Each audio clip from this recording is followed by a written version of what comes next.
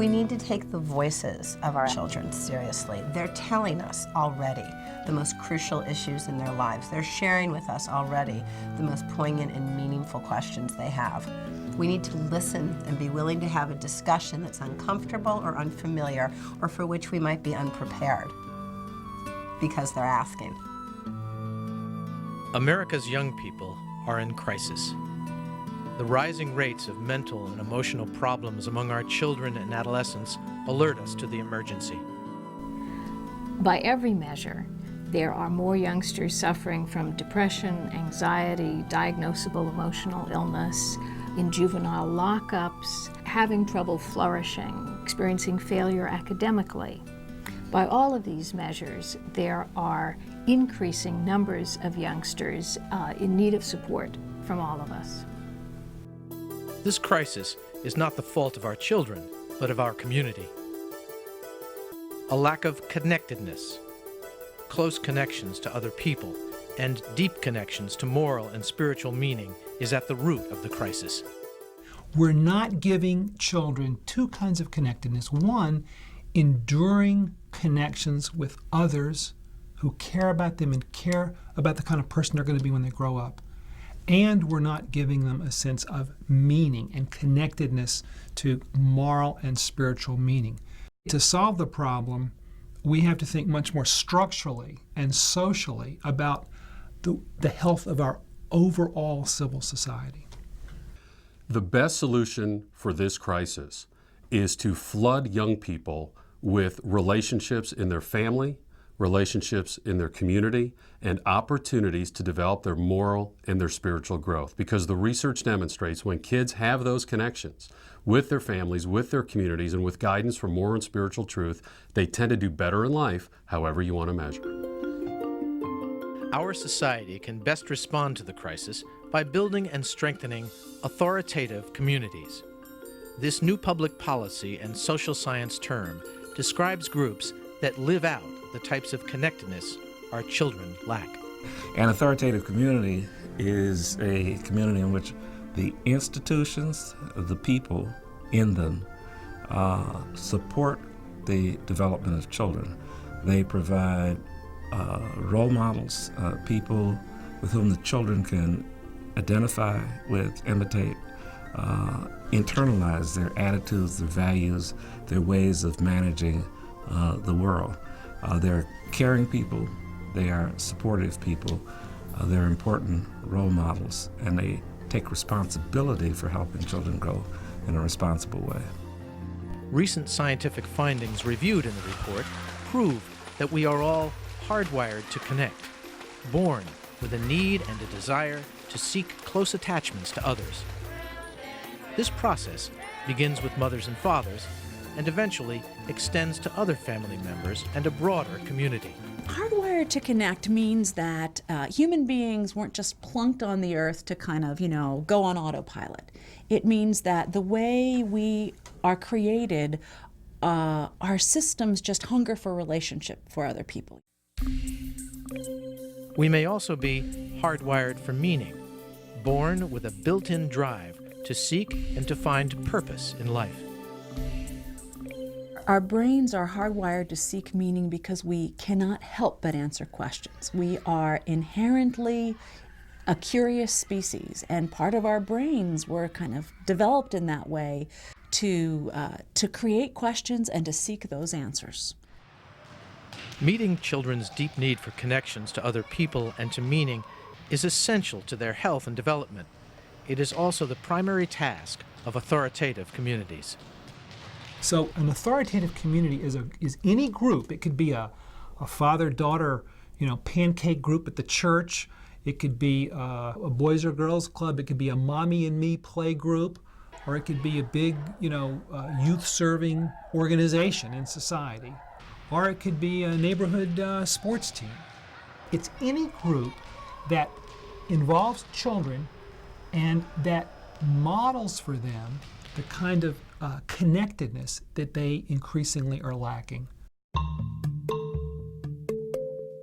But can nurturing social connections really determine children's behavior? Or is heredity more important? Basically, the nature-nurture debate is moot. We still need to understand the relationship between our makeup, our biological makeup, and behavior, but we do understand already that it's an interactive process, that it is both nature and nurture. We've reached a synthesis. They both matter and they work together. Science has also produced important insights into adolescent brain development. Alterations in brain structure and function may account for some of the distinctive behavioral changes that accompany adolescence. What happens with teenagers is that it takes more to stimulate them, and the desire for novelty, the desire for risk-taking, and the desire for bonding with one's peers goes way up. Other things like some kinds of judgment are not as developed, actually get worse. So the trick for society is to meet those needs in ways that aren't going to hurt these kids but are going to help them. We also know now that boys and girls differ with respect to risk factors for social pathology. Not attending to differences between them can have dangerous consequences. To take the most obvious case, young women in their sexual development are at risk for early sexual activity, early pregnancy, sexual diseases, and should one become pregnant at, educational failure and dropout. Young boys with that surge of, physical energy and aggressive drives often are much more at risk for being involved in both injury to themselves and injuries to others, or to be involved in the, juvenile justice system because they get into trouble. So we need to address that there are some differences in risk. Our sense of right and wrong originates from our hardwired need to connect with others. Morality begins with attachment, and like charity, attachment begins at home. Families are a key authoritative institution. To strengthen them, we need to become a society in which more and more children are growing up with their own two married parents. Morality begins with a baby. The most spiritual thing on earth is a human infant because its interests are strictly personal. And it is through the love of parents and their offspring that all morality has its origin.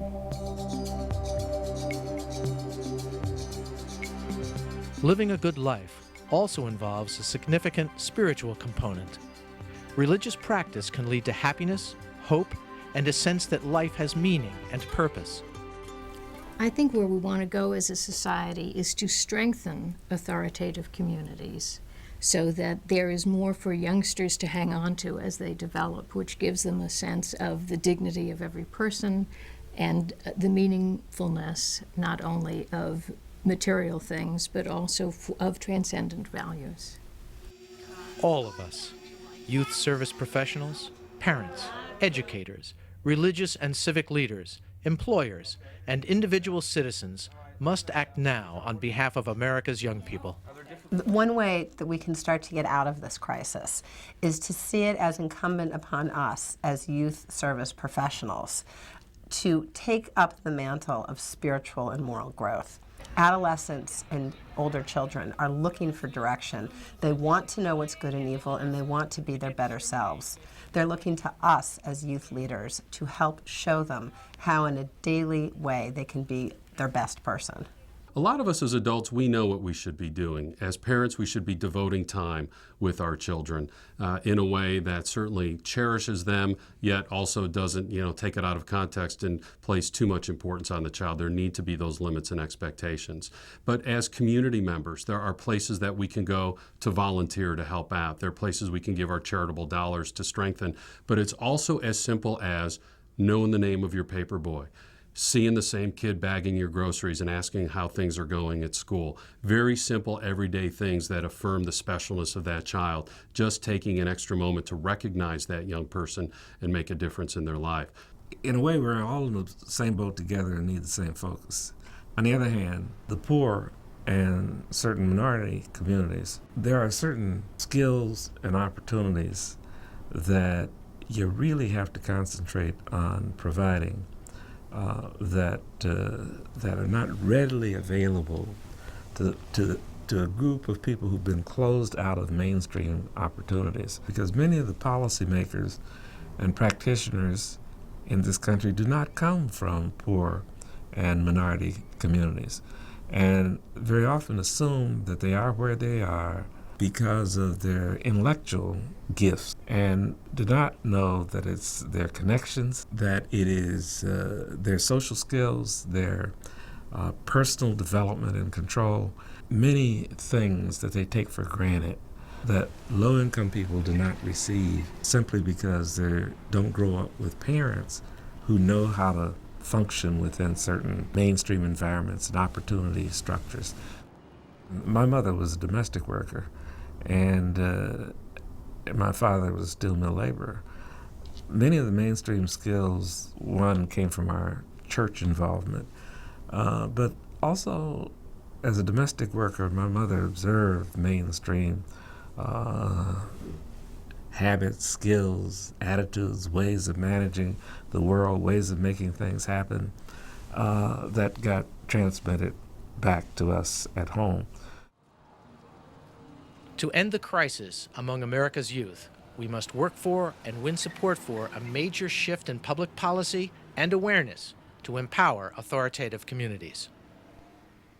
Well, I think the number one public policy influence that is needed when we think about authoritative communities is to remember that this work is done best by non-professionals, by everyday Americans in everyday communities. And public policy needs to do all it can with laws, with funding, with opportunities to make a difference in the lives of kids.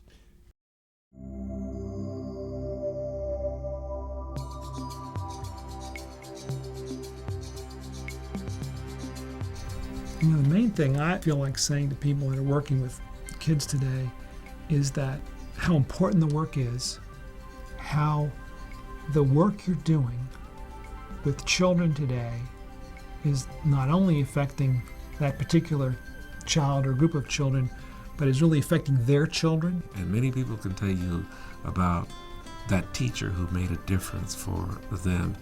It's that presence of caring, supportive people that children need, and you don't know when it's going to make a huge difference, and you don't know who will make a huge difference. There are the unsung heroes working every day in the lives of kids, you know, starting with parents overcoming huge odds to raise great kids. There are those grassroots community organizations out there, teachers and faith-based organizations and others who are doing wonderful work with kids. So we shouldn't just sit in our living rooms and read the newspaper and lament the problems. We need to go out, we need to find those opportunities where we can plug in and make a difference in the lives of kids.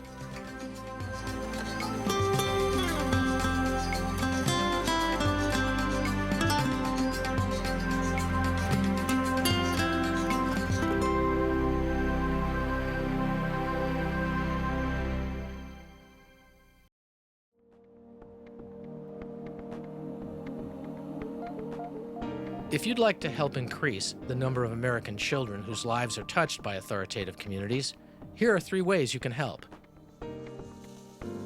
First, take a personal inventory. Are you now an active member of one or more authoritative communities? If not, consider joining one. You can learn more about authoritative communities and how they work by obtaining the Hardwired to Connect report from the Institute for American Values. Second, act locally. Get involved with community groups in your own neighborhood. Third, act nationally. Become a change agent in our larger society. Across the board, from the private sector to public policy, we need to invest more time and money in strengthening authoritative communities. The Hardwired to Connect report shows some of the specific steps that you can take to work for this kind of social change.